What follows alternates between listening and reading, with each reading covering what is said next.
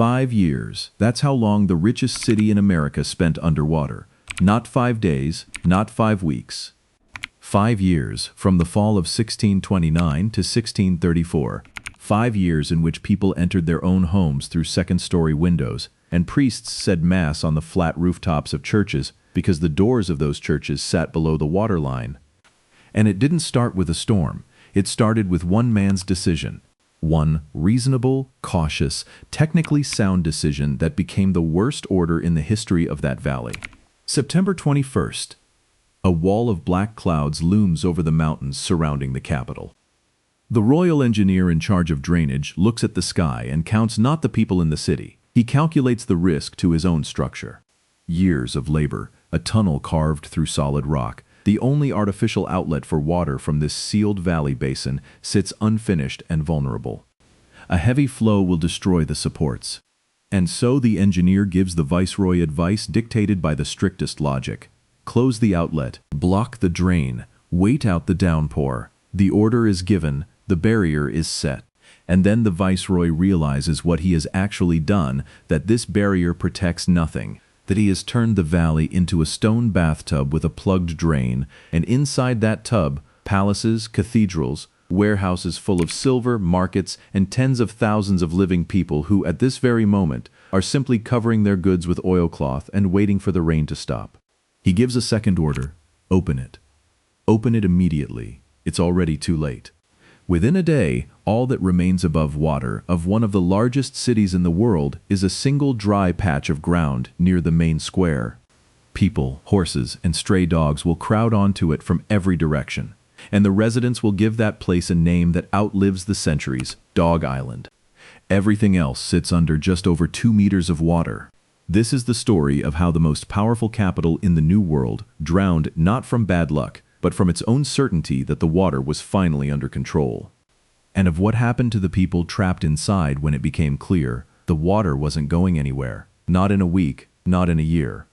From here on, hour by hour, to grasp the scale of what happened in late September of 1629, you first have to let go of one common misconception. In books and documentaries, this disaster is often described as if it struck a carefree, unsuspecting city. A nice turn of phrase, and a wrong one. The capital of New Spain knew perfectly well it lived on water. It knew that every single day of its existence. The city stood in the center of a closed basin, what's called an endorheic bowl. That means literally this. Water that falls into this valley has no natural way out. No river carries it to the sea. No lowland lets it drain away. Every drop that falls on the slopes of the surrounding mountains moves in one single direction, down toward the center. And in the center stood a city. Before the Spanish arrived, a very different civilization lived here, and it treated water completely differently. The Mexica didn't try to get rid of the lakes, they built themselves into them. Their capital was a city of canals, causeways, locks, and dikes. The massive dam separating the salty part of the lake from the fresh water wasn't decoration, it was an engineering condition of survival. Here, people moved not on wheels, but in canoes. Here, they didn't fight the water, they negotiated with it. The Spanish capital chose a different strategy. It tried to erase the water. Canals were filled in, causeways became streets, and on top of the old lake bed they laid out a neat geometric grid in the European style. Straight streets, orderly blocks, plazas with crisp right angles. Palaces of red volcanic stone and gray limestone, dozens of monasteries and churches. The royal palace, the university, the mint. By the late 1620s, this was one of the most impressive urban skylines on the planet, and it sat at the lowest point of the entire basin. And the lakes hadn't gone anywhere. They were simply outside, all around, sitting just above street level. The entire 17th century, the city lived in a quiet war with that fact. Flooding happened regularly in previous decades. Water had entered the city several times, and each time it ended with the same conclusions. The canals need cleaning, the dikes need reinforcing, and someone finally needs to make sure excess water can leave the valley altogether. And on that thought rested the city's greatest hope. Since the start of the century, work had been underway here that by the standards of its era was almost insane in its ambition. an attempt to punch an artificial outlet through the closed basin, cut through the mountain barrier, and drain the surplus water out of the valley. The project was led by a man whose name is worth remembering, because this entire story revolves around him, Enrico Martinez, a cosmographer, printer, and engineer of German descent working for the Spanish crown. His structure had been started back in 1607. At first it was an underground tunnel, carved through rock by the hands of tens of thousands of laborers. The work went on for years, cost enormous sums of money, and many, many lives. The tunnel collapsed, filled with debris, got redesigned. It was widened, reinforced, re-engineered. By the late 1620s, it existed, but it existed in a state of permanent incompletion, of constant repair, patching, and reworking. And here's the key point that usually gets left out. By the fall of 1629, the city was already sinking. Not suddenly began to, it was already sinking for months. Problems had been piling up since 1627. Rainy seasons came one after another. The lake levels rose, and the water couldn't drain fast enough. By July of 29, the outskirts of the capital were standing in floodwater. The neighborhoods where the indigenous population lived, low houses of unfired clay, of adobe, had already existed in mud and damp for months. And nobody was particularly alarmed, because the outskirts are the outskirts. Because wet feet in September are nothing new. Because the city council kept meeting, the courts kept hearing cases, trade went on as usual, and the bells kept striking the hours exactly as they had 10 years before. The city was used to it. It had seen water in its streets more than once, and every time it had pulled through. That's the real heart of this story. Not naivety, but habit. The capital was not blind. It was certain this enemy was known, studied, and accounted for. Now let's look at the city in the last days of its normal life. The heart of the capital, the main square. Not the museum-like emptiness you see today, but a dense, noisy, perpetually overcrowded space. On one side, a gallery of merchants under stone arcades, on the other, the royal palace. Beside it, the bulk of the cathedral, still unfinished. And in the middle of it all, a sprawling, improvised market of wooden stalls, awnings, and mats, grown so large that city authorities had spent decades trying and failing to bring it under control. Nearly every good that moved through the world at that time passed through here. From Asia across the Pacific and through the port of Acapulco came silks, porcelain, spices, and lacquerware. From Europe, woolen cloth, paper, wine, and iron. From the near and far regions of New Spain itself, cacao, maize, leather, textiles, and silver from the northern mines. This was one of the great trading hubs of the planet, and every day its cobblestones carried the footsteps of crown officials, monks, muleteers, craftsmen, clerks, water carriers, and porters. September 21st, a feast day, the day of St. Matthew. Work goes on, but the air in the city is festive. The rain begins around noon. For the first half hour, no one pays it the slightest attention. The rainy season isn't over yet. Downpours at this time of year are nothing out of the ordinary.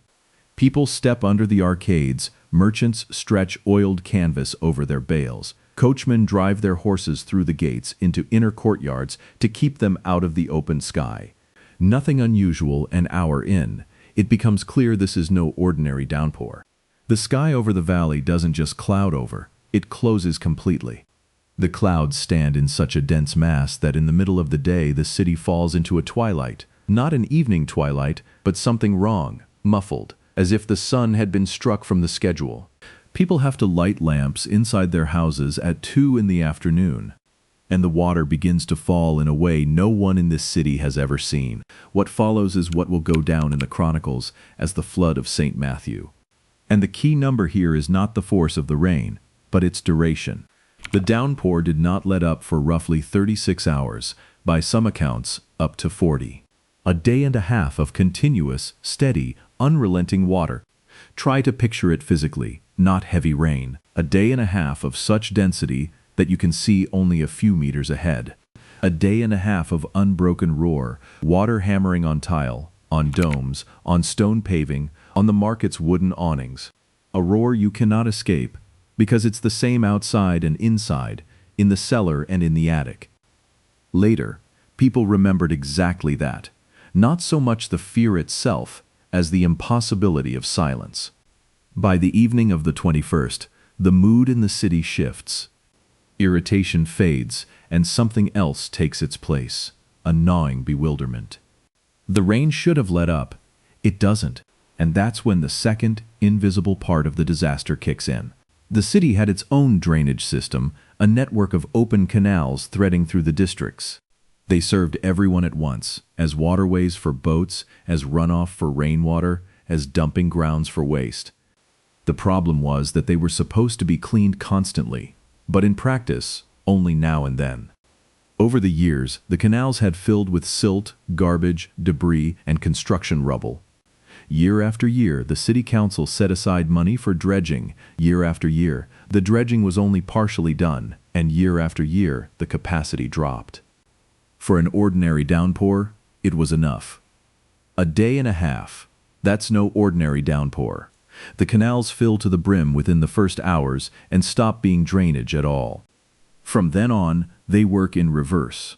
Water, with nowhere to go, starts spilling out onto the streets.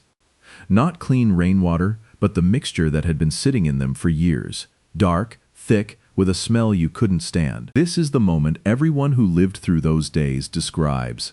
Not a wave hitting, a creeping advance. The water doesn't crash down, it rises, slowly, steadily, without stopping, millimeter by millimeter. First, it covers the cobblestones, then it floods the lower steps, then it crawls over the thresholds. And right here at this very hour, somewhere in the chambers of royal authority, something happens that turns this disaster from a natural event into a human one. Enrico Martinez receives reports of what's happening and finds himself in a position any engineer today would recognize all too well. His structure, the only artificial outlet for water from the valley, stands dismantled and vulnerable. Work is underway on it.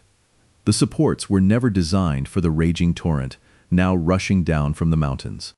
If all that water is let inside, the tunnel could collapse, and then 22 years of labor, millions of spent pesos, and hundreds of human lives would turn into a pile of rubble.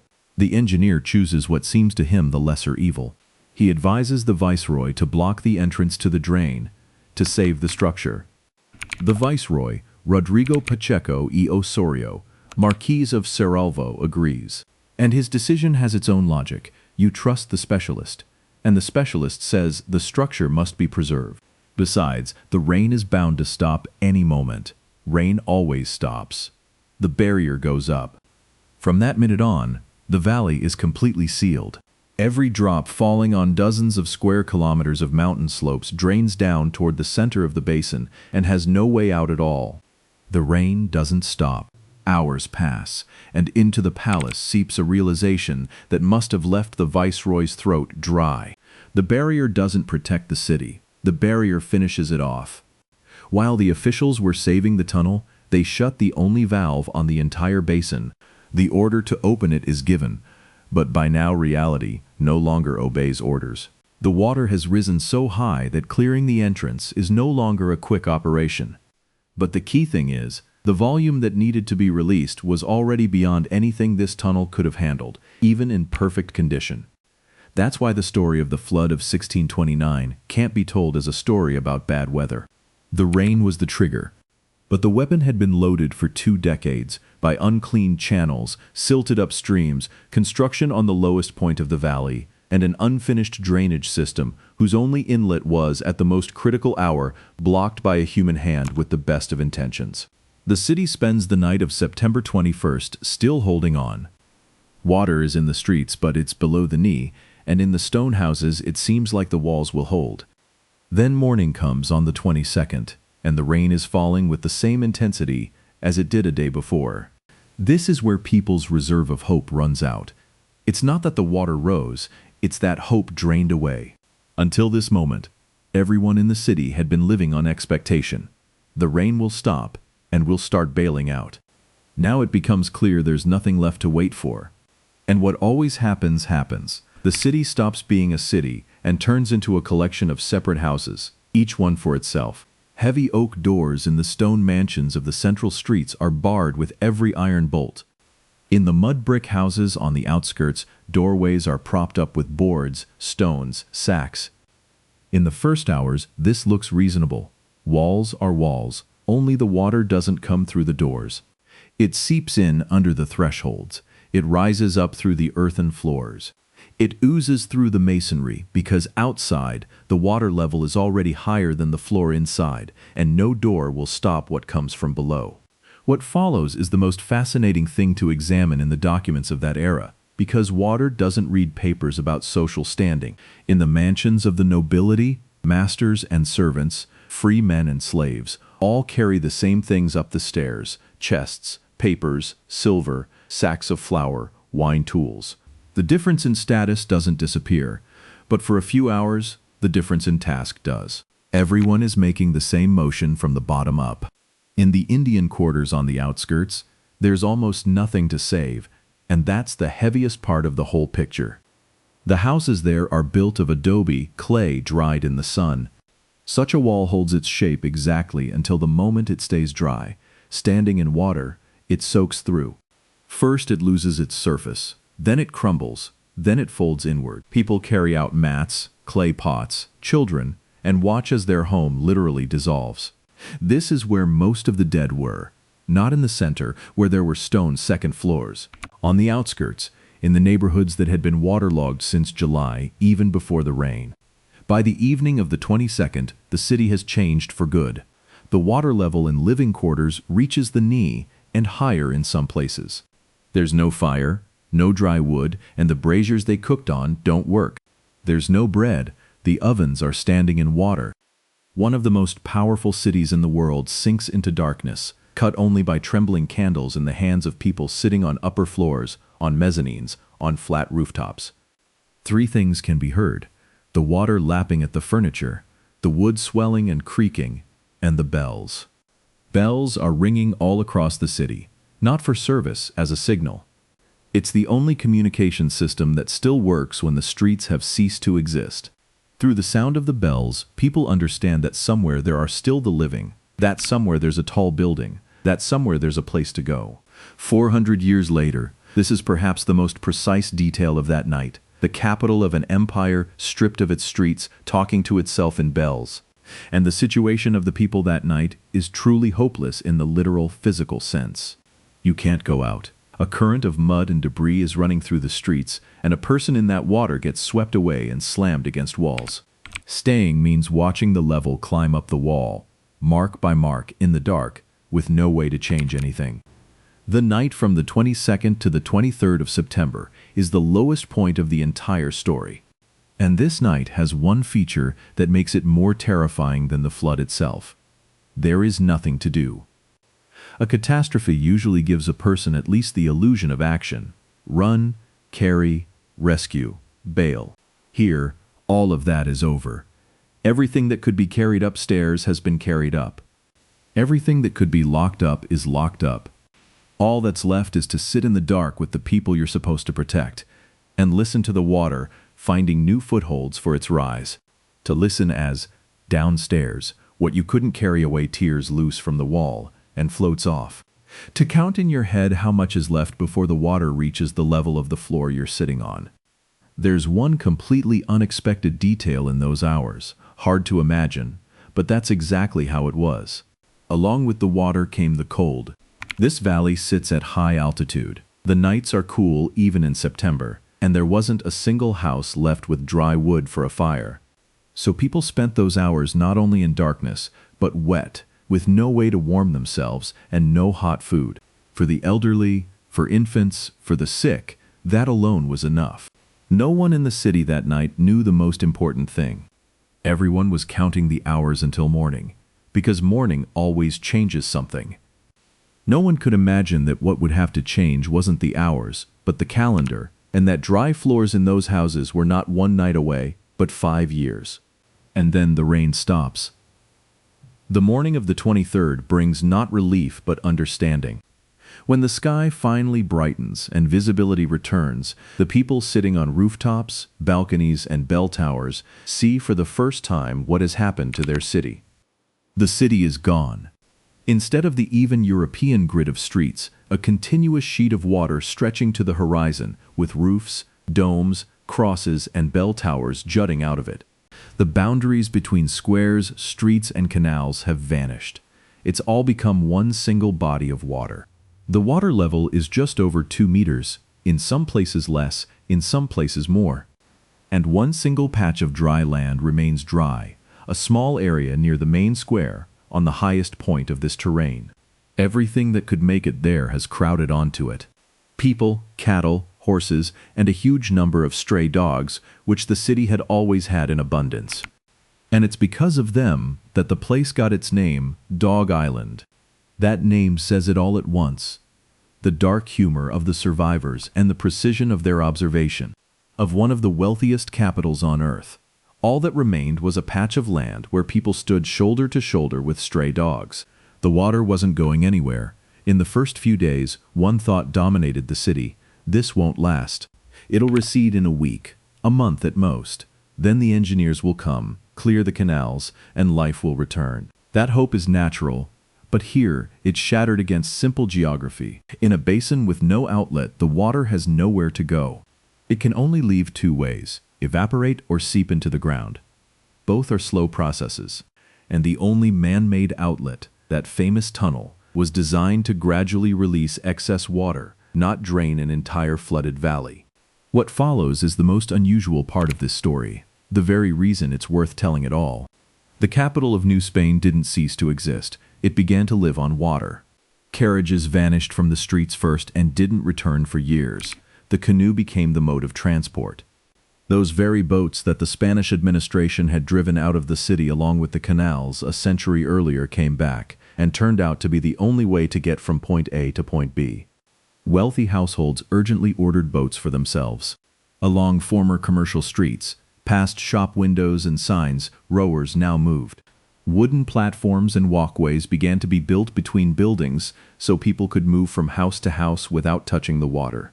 The city gradually grew a second infrastructure, raised above the water, made of planks, ladders, and crossings. People entered their homes through second-story windows. The ground floors were lost entirely. Water stood there, floors rotted there, furniture swelled and fell apart there.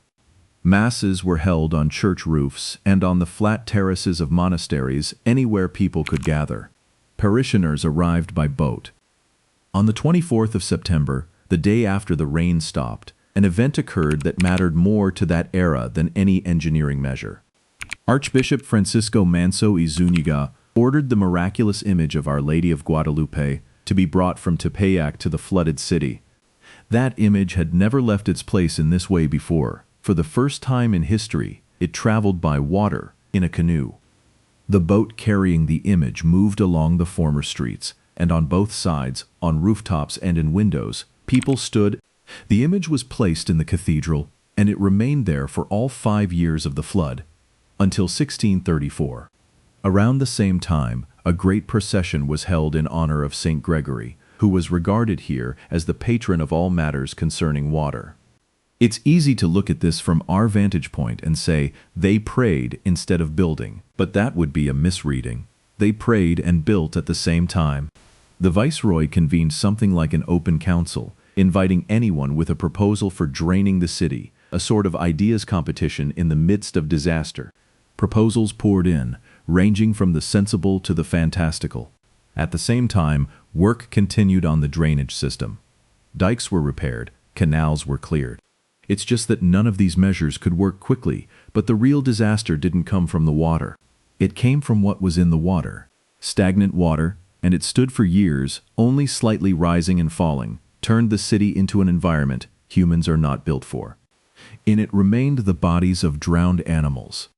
In it stood flooded warehouses where stores of corn and wheat, meat, salt, and wine had rotted. In it stood cesspits, stables, and all the contents of the city's canals. There was nowhere to get drinking water, or rather people started taking it from wherever it was, and that became a separate cause of death. Then came what the 17th century knew how to describe, but not how to stop: famine, because supplies were destroyed and deliveries were crippled; soaring prices, because whatever food survived shot up in cost; And disease, because stagnant water, decaying organic matter, and the absence of clean water produce exactly the result they always produce. It was those months and years, not the 36 hours of rain themselves, that claimed the bulk of the lives.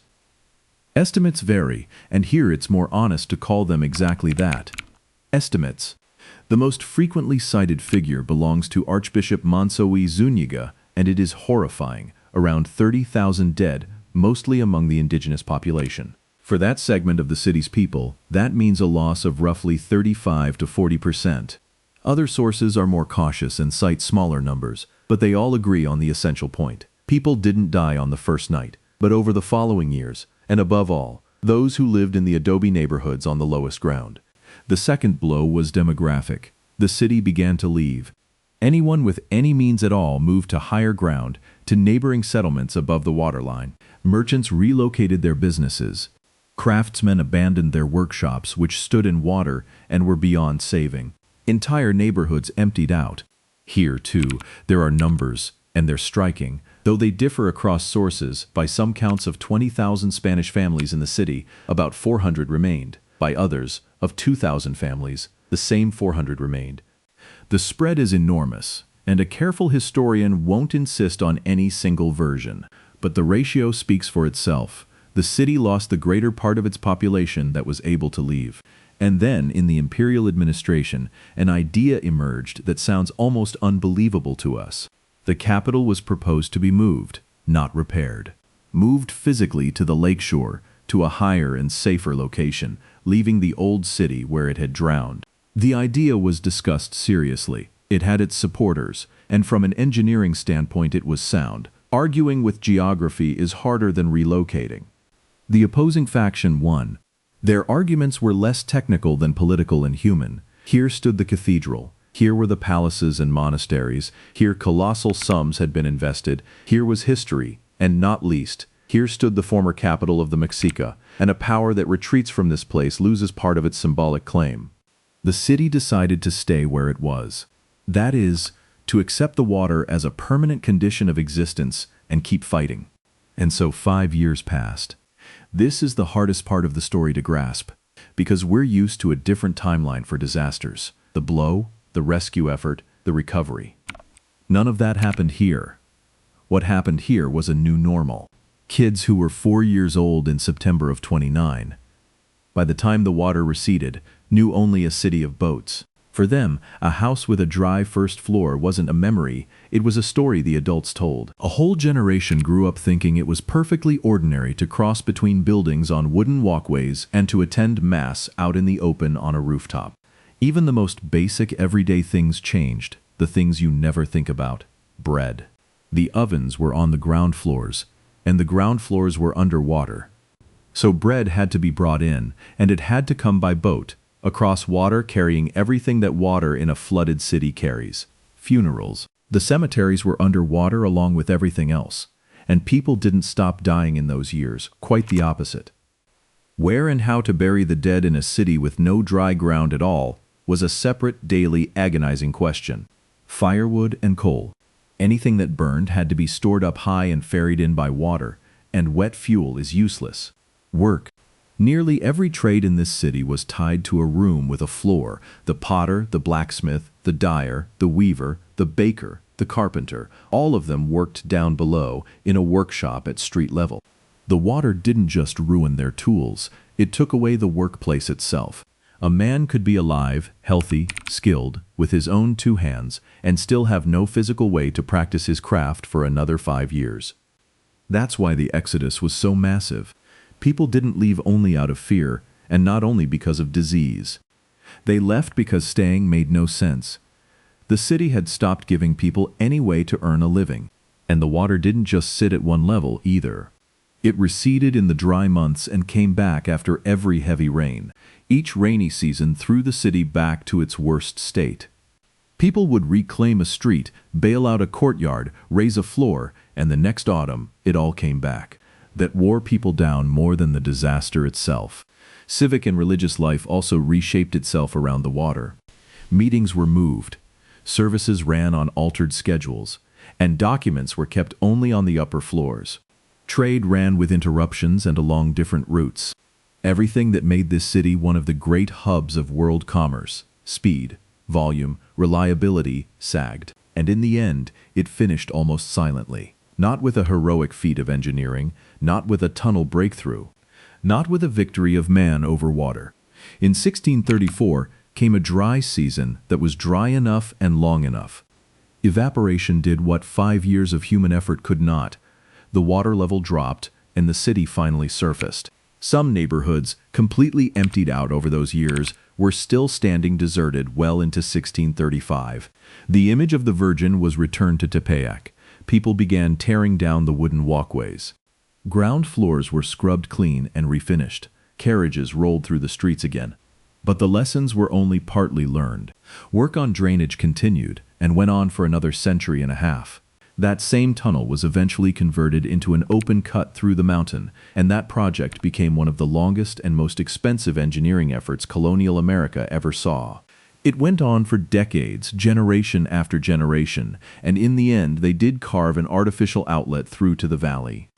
But the logic behind the solution hadn't changed one bit. The logic was the same. The water has to go, not to be lived with, the way it was before the Spanish arrived, but erased, pumped out, expelled from the valley. The draining of the lakes went on for centuries, and in the end it succeeded.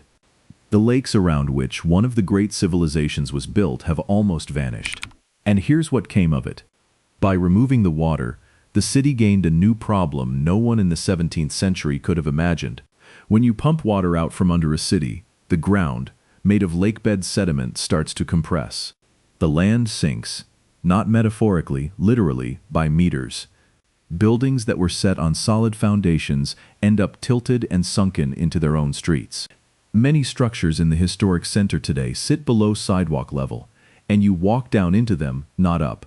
And because the city keeps sinking unevenly, the storm drains, once designed with precise slopes, have in places lost their grade entirely. So in the rainy season, the water pools again where it isn't supposed to be. In other words, the strategy devised to conquer the water 4 centuries later reproduced the very same vulnerability, just by a different route. There are things left over from that disaster you can still see with your own eyes today. In the historic center, water level marks from 1629 survive, signs on walls and a commemorative plaque on one of the churches, and at the corner of 2 streets in the very heart of the city, a stone head is set into the masonry, placed according to local legend exactly at the height the water reached. Standing next to it, you can raise your hand and touch the line above which nothing in this city existed for 5 years. Not on a map, not in a book, on a real wall, on a real street, where people are walking right now. What's worth taking from this story? First of all, that it was neither an accident nor a punishment. Chroniclers of the era were quick to write about divine wrath and human pride, and that's understandable. They had no other language for something on this scale. But if you break the event down into its parts, you get a thoroughly earthly mechanism, every link of which came from perfectly reasonable decisions.